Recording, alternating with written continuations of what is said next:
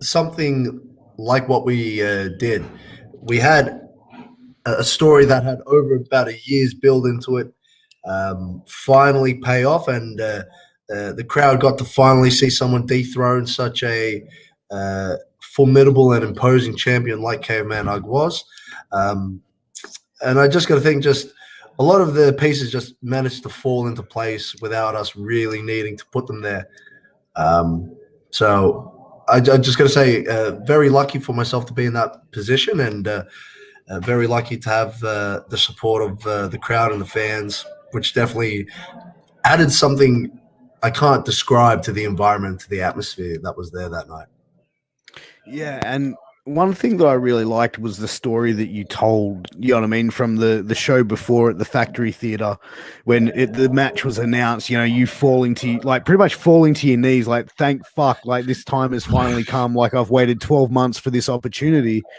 And you could feel that emotion then where it's like, you know, as a wrestling fan, like, I was like, fucking hook, line, and sinker, I'm already looking to buy the ticket. You know what I mean? Like, and I think that is a performer where, you know, someone like Ugg that you're going up against who doesn't necessarily cut many promos or say much in his promos, you being the main driving force in that feud, you know, how was it for you to find that emotion each time? Like, was it just because you seemed so worked up and so much, not worked up, but a lot of passion in each promo that you did leading up to the show? Look, I don't think it was that hard to find the emotion because the emotion was there. Quite honestly, I had been waiting for that match. I had that match. I think it was 5 days out from, I think it was March 10th, 2020. 5 days out from having the match, and then the world basically shut down. So for about a month, all I ever kind of really wanted was, I just wanted that match. I just wanted the title. So when that match did get announced, what you saw was just very authentic and was just a very real reaction. Yeah, because it's just something I have had as a bit of a goal and something I have had in mind. So in terms of pulling out the emotion for the promos and the hype videos, again, it's just something that comes very freely, because when the topic is something like PWA or the work that I do, or a match that I'm going into, I always usually tend to speak from the heart. And whenever people kind of speak a little bit phony or a little bit fabricated, you can always sort of sense that, and you can always sort of sense that it's been put on. So I always really want to try and avoid that. Yeah, and it definitely felt that way. Like, the emotion definitely felt real. Like, it felt like nothing was phoned in on that. And every promo and hype video that I saw got me more and more excited for this match. And like, you and Ugg, like, that match that you guys put on was just nothing short of amazing. Like, two big dudes just beating the living shit out of each other, you know. Like, next day, how did you feel? Because that looked like that was a pretty stiff match. You know, you guys went pretty hard, man. Look, next day felt pretty rough, but again, see, baby, the feeling of winning is always going to be the better feeling. It's always going to mask any of the pain. But again, being professional wrestlers or being athletes that we are, the next day I just continued my routine. Saturday morning means I got to go up, go to the gym, go to training, and just basically the routine is what helps me overcome any of this sort of the niggling injuries or the fatigue or any of the post show day soreness. You just keep grinding, bro. You know, like, you just keep grinding. I'm of the philosophy you don't give your body a chance to realize the detriment or the horrible condition you're putting it through. Yeah. And I think that's probably the best mindset to have, where it's like, you know, you just, if you don't feel it, like, there's difference, but I suppose being injured and being sore. And I think there's a fine line, you know, for a lot of people. there's a fine line. I mean, having, you know, a red chest because Caveman Ugg chops you about 50 bazillion times is a little bit different to, you know, breaking a leg, breaking an ankle, something that like stops you physically. You know, if you've just kind of, you know, tweaked something here, or, you know, just fatigued, to me, that's something that you can work through if you've got the right mindset and the right routine. Now that you've had, like, you know, obviously been in the business for a few years now, like, the way that you work out, is it different to when you first started wrestling? Like, do you train a different sort of way? Like, obviously the pro wrestling training, but also like weight training and cardio, has that all sort of evolved and changed? Yeah.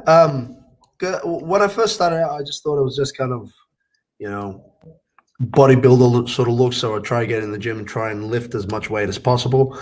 Again, and a lot of wrestlers realize this, it's more of training to be an athlete as opposed to training just to have good sort of showy or artificial muscles.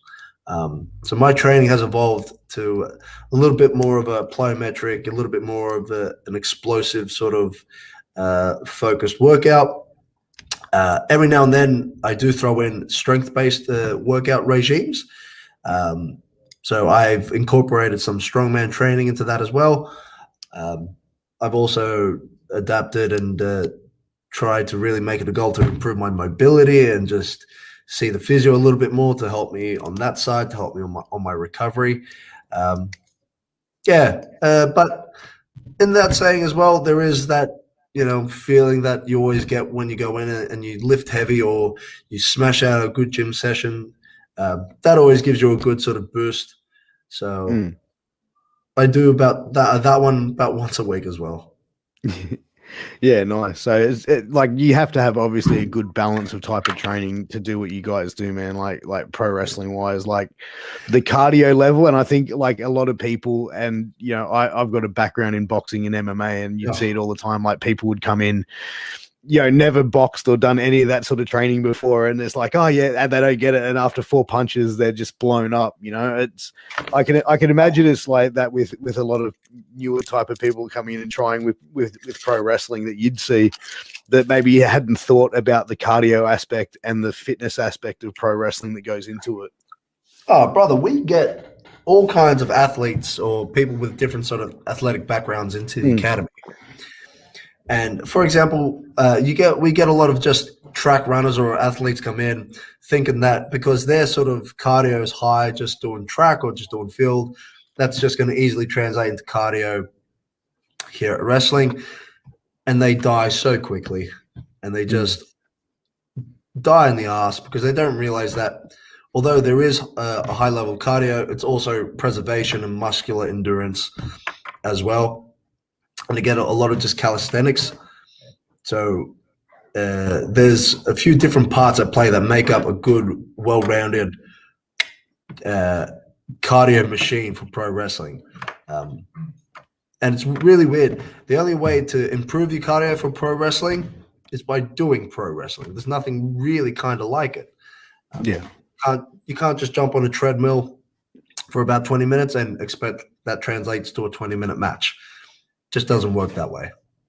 Oh, 100%. And, you know, I found that with jiu-jitsu was like the workouts I'd have with doing Brazilian jiu-jitsu would be different to doing like a cardio workout or something like that because of how you know, using different muscle groups and explosiveness as well. Like it'd be the same in pro wrestling, like the movements and, you know, the muscles of lifting and putting people back down and working, you know, out and making it look good as well. So it's like that aspect on top. And plus, what people don't also realize, which is really vexing, is the over the top character. That is very, very, very exhausting. If you're doing that for about 20 or 30 minutes, it takes a lot out of you. You know, not everyone can be like Sylvester Stallone in Rocky in round 6. You know, for 30 minutes. We have to be that level of intensity for that long. It's not easy. Oh, absolutely not. And obviously, it's taken you years to get where you're at now, as being one of the, if not the top performer in the country right now. I wouldn't say so, but those who kind of do mention that, I always think it's very high praise. Yeah, no, it definitely is. But that just proves how humble that you are about it, though, as well, man. So, you know, Always humble. that's that's the way to be, man. But but now being like the PWA champion, like what opportunities now is that opening up for you match wise as well? Like I can see Sam Osborne's who won the Rumble is up and coming as well. So is that going to be the first match that we see you defend the title? I don't know. I think judging off the promo that was released at our last Academy show, it makes me think that perhaps Sam may challenge Jessica Troy.